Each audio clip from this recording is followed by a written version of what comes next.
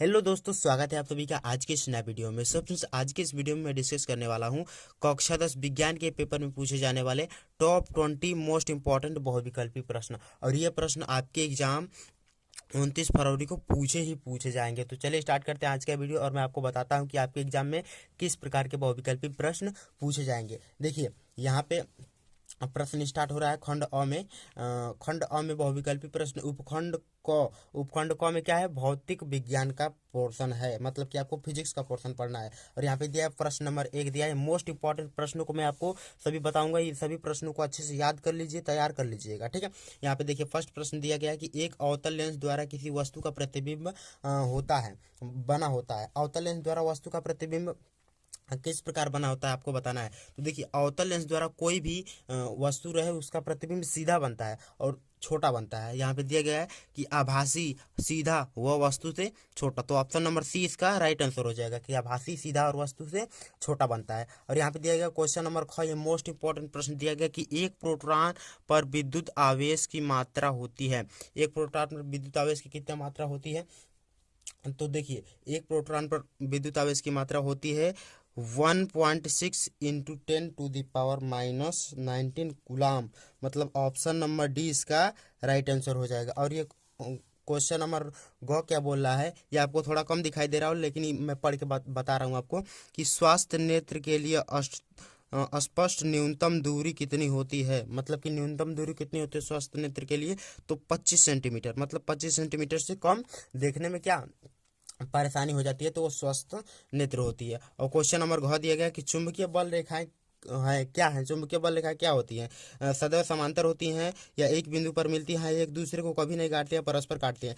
तो दो चुंबकीय बल रेखाएं होती हैं, वो चुंबकीय बल रेखाएं एक दूसरे को कभी भी नहीं काटती हैं। और यहाँ पे दिया गया है क्वेश्चन नंबर मतलब 5वां कि वक्रता त्रिज्या का मात्रक क्या होता है, मीटर होता है कि सेंटीमीटर होता है कि मिलीमीटर कि ये सभी। तो वक्रता त्रिज्या का जो मात्रक होता है वो सेंटीमीटर या ये सभी बोल सकते हैं क्या, ये मिलीमीटर में भी हो सकता है, सेंटीमीटर में भी हो सकता है, मीटर में भी हो सकता है, ठीक है। तो ये सभी इसका राइट आंसर हो जाएगा। और क्वेश्चन नंबर 6 मतलब 6वां बोल रहा है कि आर प्रतिरोध के किसी तार के टुकड़े को 5 बराबर भागों में काट दिया जाता है और इनको फिर पार्श्वक्रम में संयोजित कर दिया जाता है। यदि संयोजित का तुल्य प्रतिरोध आर डैश हो तो आर अपन आर डैश का अनुपात क्या होगा। देखिए इस न्यूमेरिकल को सॉल्व करेंगे तो इसका आंसर आएगा 25। आप खुद से सॉल्व कर लीजिए, 1/25 इसका आंसर आ जाएगा। मतलब ऑप्शन नंबर ए इसका राइट आंसर है। देखिए फ्रेंड्स, अब क्वेश्चन नंबर 6 मतलब कि 7वां वाला दिया गया है।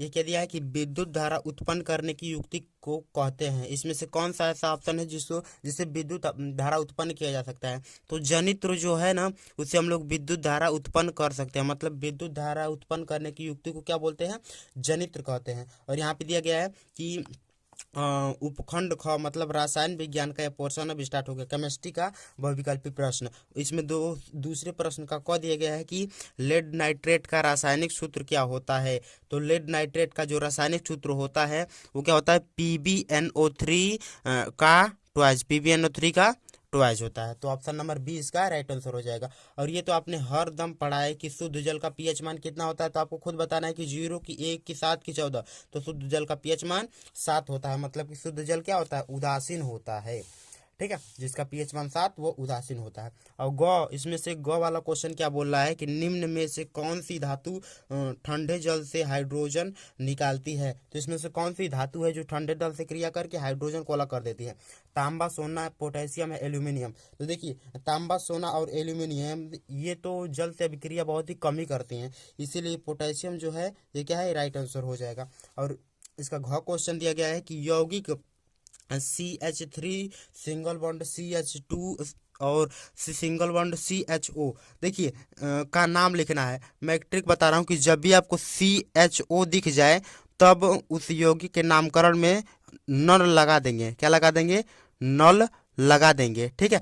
अब उसके बाद से जब नल लगा देंगे CHO दिख जाए तो जब नल इसमें देखेंगे कि इस वाले ऑप्शन में नल दिया गया है और इस वाले ऑप्शन में नल दिया गया है, उसके बाद से फिर हम कार्बन की संख्या गिनते हैं। तो कार्बन की संख्या कितनी है, 1 2 3, इसमें 3 है। तो कार्बन की जब 3 संख्या होती है तो उसका नाम क्या होता है, मेथ एथ प्रोप। मतलब कि प्रोप जो होता है वो 3 कार्बनों की संख्या का नाम होता है। मतलब कि इसका राइट आंसर कौन सा हो जाए, प्रोपेनॉल। प्रोपेनॉल ऑप्शन इसका राइट आंसर हो जाएगा, मतलब ऑप्शन ए। ठीक है। और क्वेश्चन नंबर 9 क्या दिया गया है कि उभयधर्मी ऑक्साइड है, इसमें से कौन सा उभयधर्मी ऑक्साइड है, मतलब अम्लीय गुण और क्षारीय गुण दोनों गुण प्रदर्शित करता है। तो जो Al2O3 है ये क्या है, उभयधर्मी ऑक्साइड है। क्या है, उभयधर्मी ऑक्साइड है। और यहाँ पे दिया गया है कि निम्न कौन सा कार्बनिक यौगिक असंतृप्त यौगिक है। तो असंतृप्त यौगिक का परिभाषा क्या होता है कि जिसमें कार्बन और कार्बन के मध्य डबल बॉन्ड या कार्बन और कार्बन के मध्य ट्रिपल बॉन्ड होता है, वो क्या है, असंतृप्त असंतृप्त कार्बनिक यौगिक है। तो इसमें एथिलीन का संरचना जो होता है उसमें कार्बन और कार्बन के मध्य डबल बॉन्ड होते हैं, इसलिए ऑप्शन नंबर सी इसका राइट आंसर हो जाएगा। मतलब एथिलीन कार्बनिक यौगिक, अकार्बनिक यौगिक। यहाँ पे दिया गया कि एथिलीन जो है वो संतृप्त कार्बनिक यौगिक है। ठीक है। अब यहाँ पे स्टार्ट हो गया आपका उपखंड गौ, मतलब जीव विज्ञान अर्थात बायोलॉजी का पोर्शन। तो चलिए इसके मैं मोस्ट इंपॉर्टेंट प्रश्न को आपको बता रहा हूँ।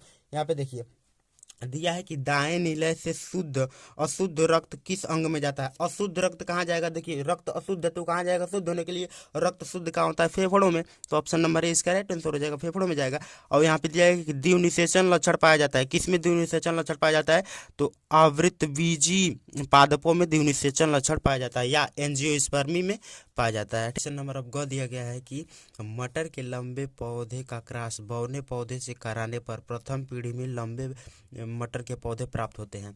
मतलब कि मटर के लंबे पौधे से और बौने पौधे से क्रॉस कराने पर प्रथम पीढ़ी में लंबे पौधे मिलते हैं। फिर दिया है कि द्वितीय पीढ़ी में प्राप्त होने वाले पौधे का नाम बताएं। मतलब कि द्वितीय पीढ़ी में कौन से पौधे प्राप्त होंगे, तो द्वितीय पीढ़ी में लंबे तथा बौने दोनों पौधे प्राप्त होंगे। मतलब कि 3 लंबे और 1 बौने पौधे प्राप्त होंगे। ठीक है। तो ऑप्शन नंबर ए इसका राइट आंसर हो जाएगा। अब नेक्स्ट देखते हैं हम लोग। क्वेश्चन नंबर घ दिया गया है कि मनुष्य के हृदय में कोष्ठों की संख्या होती है। ये मोस्ट इंपॉर्टेंट प्रश्न है, हर साल पूछा जाता है कि मनुष्य के हृदय में कोष्ठों की संख्या कितनी होती है, तो 4 होती है। कितनी होती है, 4 होती है, जो 2 भाग दाएं और बाएं में बटी होती है। ठीक है।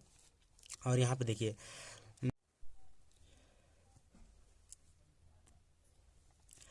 यहाँ पे क्वेश्चन नंबर दिया गया है कि मुकुलन पाया जाता है। मुकुलन किस में पाया जाता है, हम लोग को बताना है कि प्लेनेरियम पाया जाता है, हाइड्रा में पाया जाता है या लिस्मानिया में पाया जाता है, इनमें से सभी में पाया जाता है। तो जो मुकुलन की क्रिया पाई जाती है वो किस में पाई जाती है, हाइड्रा में पाई जाती है। ठीक है। तो ऑप्शन नंबर बी इसका राइट आंसर हो जाएगा। और क्वेश्चन नंबर 4 दिया गया है कि जैविक घटकों में आते हैं, इसमें से कौन सा ऑप्शन है जो जैविक घटक में आते हैं। तो जैविक घटक में 3 चीज आते हैं। पहला उत्पादक आएगा, फिर उपभोक्ता आएगा और अपघटक आएगा। ये तीनों क्या है, जैविक घटकों में आते हैं। तो ऑप्शन नंबर सी इसका राइट आंसर हो जाएगा। और इस टॉपिक का लास्ट और मोस्ट इंपॉर्टेंट प्रश्न दिया गया है कि निम्नलिखित में से